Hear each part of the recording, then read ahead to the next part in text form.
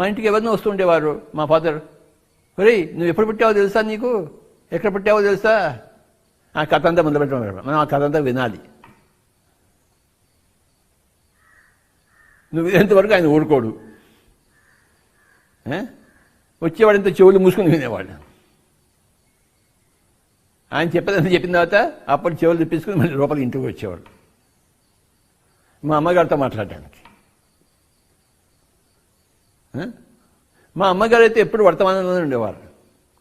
భవిష్యత్తు లేదు, భూతకాలము లేదు, ఎప్పుడు వర్తమానమే.